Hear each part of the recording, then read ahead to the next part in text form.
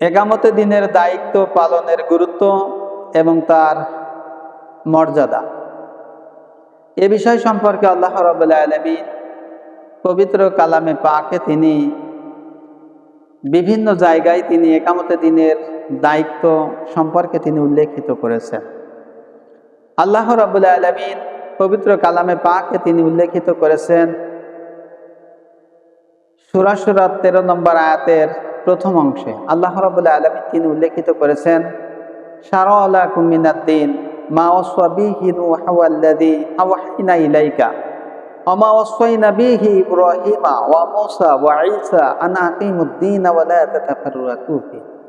আল্লাহ রাব্বুল আলামিন তিনি উল্লেখিত করেছেন যে আমি শরীয়তের বিধিবিধান নির্ধারণ করে দিয়েছি, যেমন নির্ধারণ করে দিয়েছিলাম ইব্রাহিমকে, মূসা আলাইহিস সালামকে, ঈসা আলাইহিস সালামকে এবং সর্বশেষ এবং চূড়ান্ত নবী মুহাম্মদ সাল্লাল্লাহু আলাইহি ওয়াসাল্লামকে আল্লাহ রাব্বুল আলামিন এই নির্দেশ প্রদান করছে। সেই নির্দেশটা হলো এই আন আকিমুদ্দিন ওয়া লা তাতাফাররাকু ফিহি। আল্লাহর এই জমিনে আল্লাহর দ্বীন তথা ইসলামকে কায়েম করার জন্য চেষ্টা করবে এবং এই ব্যাপারে কোনো মত পার্থক্য সৃষ্টি করা চলবে না। তাহলে আল্লাহ রাব্বুল আলামিন যুগে যুগে যত নবী রাসূলগণ পাঠিয়েছেন সমস্ত নবীকে আল্লাহ রাব্বুল আলামিন এই একামতে দ্বীনের দায়িত্ব পালন করার নির্দেশনা আল্লাহ রাব্বুল আলামিন দিয়েছেন। যে কথাটা আল্লাহ রাব্বুল আলামিন উল্লেখিত করেছেন সূরাতুত তাওবা 33 নম্বর আয়াতে, সূরাতুল ফাতহার 28 নম্বর আয়াতে, সূরাতুস সাফের 9 নম্বর আয়াতে আল্লাহ রাব্বুল আলামিন তিনি বলেন, হুয়াল্লাযী আরসালা রাসূলাহু বিল হুদা ওয়া দীনিল হক লিইয়ুযহিরাহু আলাদ দীনি কুল্লিহি ওয়ালাউ কারিহাল মুশরিকুন। আল্লাহ রাব্বুল আলামিন তিনি বলেন, তিনি সেই মহান সত্তা যিনি তার রসুলকে সত্য দ্বীনে হক সহ দুনিয়ায় পাঠিয়েছেন। রসুলের দায়িত্ব আর কর্তব্য হলো মানব রচিত আইনকে উৎখাত করে দিয়ে আল্লাহর এই জমিনে আল্লাহর দ্বীন তথা ইসলামকে কায়েম করতে হবে। ওয়ালাউ কারিহাল মুশরিকুন, চাই তা মুশরিকদের কাছে যতই অপছন্দ হোক না কেন। সুতরাং বিশ্বনবী মুহাম্মদ রাসূলুল্লাহ সাল্লাল্লাহু আলাইহি ওয়াসাল্লামও তিনিও এই একামতে দ্বীনের দায়িত্ব পালন করেছেন। অর্থাৎ যত ফরজ আছে সমস্ত ফরজের সবচেয়ে বড় ফরজ হলো আল্লাহর এই জমিনে আল্লাহর দ্বীন তথা ইসলামকে কায়েম করার জন্য আন্দোলন করা, সংগ্রাম করা, দল করা। এই কাজ থেকে যারা নিজেদেরকে গুটিয়ে রাখবেন, নিজেদেরকে বাঁচানোর জন্য চেষ্টা করবে, তারাই হবে মুনাফিক। অর্থাৎ আল্লাহ রাসূল সাল্লাল্লাহু আলাইহি ওয়াসাল্লামের সময়ও এক শ্রেণীর লোক তারা এই একামতে দ্বীনের দায়িত্ব পালন না করার কারণে আল্লাহ রাব্বুল আলামিন তাদেরকে মুনাফিক বলে সাব্যস্ত করেছেন। সুতরাং আমরা জানি মুনাফিকের স্থান হলো জাহান্নামের সবচাইতে নিকৃষ্টতম স্থান। তাই এই মুনাফিকি নীতি বর্জন করে আল্লাহ রাব্বুল আলামিনের জমিনে আল্লাহর দ্বীন তথা ইসলামকে কায়েম করার জন্য আমাদের কাজ করতে হবে, আমাদের চেষ্টা করতে হবে। এটাই হলো ফরজ, এটাই হলো ফরজ আইন। আমাদের এই বাংলার জমিনে, বাংলাদেশে কোথাও কোনো জায়গায় ইসলাম কায়েম নয়।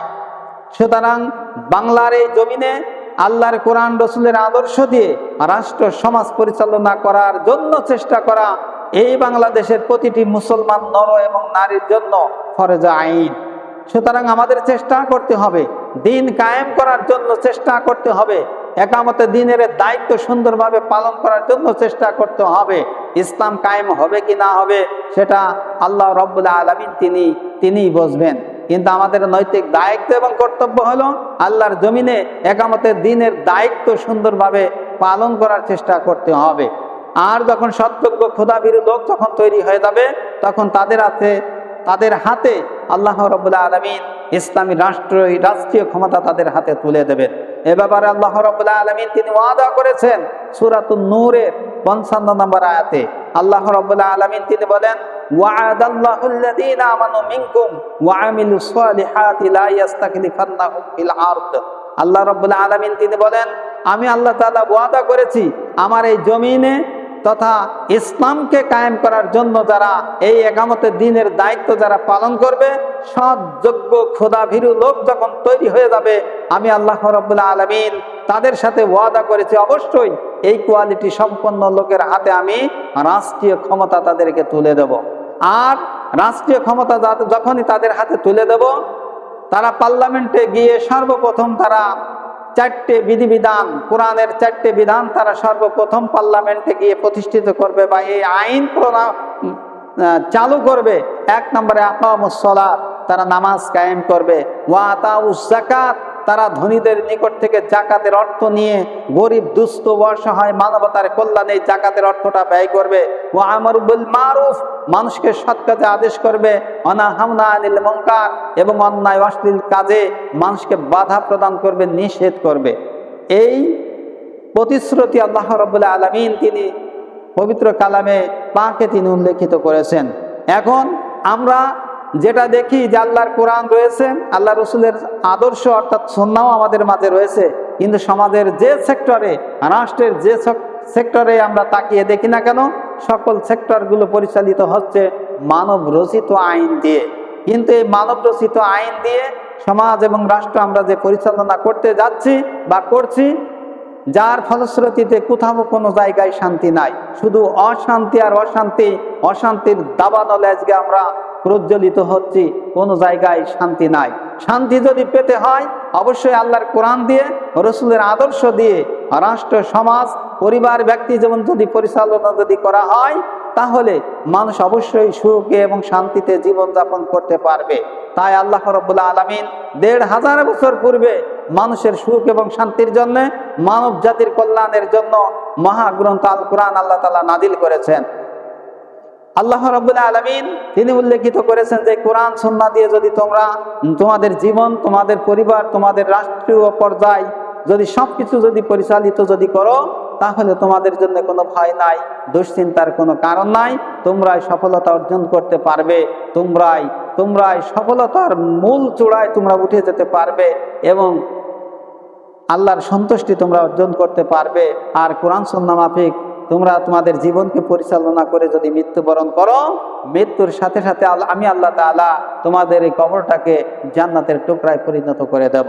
তাই আসুন আমরা আল্লাহর জমিনে ইসলামকে কায়েম করার জন্য আমরা চেষ্টা করি। সর্বোপরি শেষ কথা, এই দায়িত্ব পালন করার জন্য আল্লাহ তাআলা বলছেন, ইয়া আইয়ুহাল্লাযীনা আমানু হাল আদুল্লুকুম আলা তিজারাতিন তুনজিকুম মিন আযাবিন আলীম, হে ঈমানদারগণেরা, আমি কি তোমাদেরকে এমন একটি ব্যবসার সন্ধান দেব যে ব্যবসাটি করলে তোমরা জাহান্নামের কঠিন আযাব থেকে মুক্তি পাবে? সেই ব্যবসাটি হলো তুমিনুনা বিল্লাহ, তোমরা আমি আল্লাহর প্রতি ঈমান আনবে, ওয়া রাসূলিহি, এবং রাসূলের প্রতি ঈমান আনবে, ওয়াতুজাহিদুনা ফি সাবিলিল্লাহ, আর তোমাদের জান আর মাল দিয়ে আমার জমিনে দ্বীন তথা ইসলামকে কায়েম করার জন্য তোমরা চেষ্টা করবে। আর এই কাজটা যদি করো, ইয়াগফির লাকুম যুনুবাকুম, তোমাদের জীবনের সকল গুনাহ খাতা আমি আল্লাহ তাআলা মাফ করে দেব। ওয়াইদখিলকুম জান্নাত, এবং তোমাদেরকে আমি আল্লাহ তাআলা নিয়ামতপূর্ণ জান্নাতে চিরস্থায়ীভাবে অবস্থান করাবো। সুবহানাল্লাহ। এই জান্নাতে যাওয়ার জন্যই আমাদের আল্লাহর জমিনে আল্লাহর দ্বীন তথা একামতে দ্বীনের দায়িত্ব আমাদের পালন করতে হবে। আসুন এই দায়িত্ব পালন আমরা যাতে সুন্দরভাবে করতে পারি এবং আল্লাহর জমিনে আল্লাহর দ্বীন তথা ইসলামকে কায়েম করার জন্য আমরা সকল সেক্টরে আমরা কাজ করব। আল্লাহ রাব্বুল আলামিন আমাদের সকলকে আল্লাহর জমিনে দ্বীন তথা ইসলামকে কায়েম করার সর্বাত্মক প্রচেষ্টা এবং একামতে দ্বীনের দায়িত্ব সুন্দরভাবে পালন করার তৌফিক আল্লাহ তাআলা আমাদের সকলকে দান করুক। আসসালামু আলাইকুম ওয়া রাহমাতুল্লাহি ওয়া বারাকাতুহু।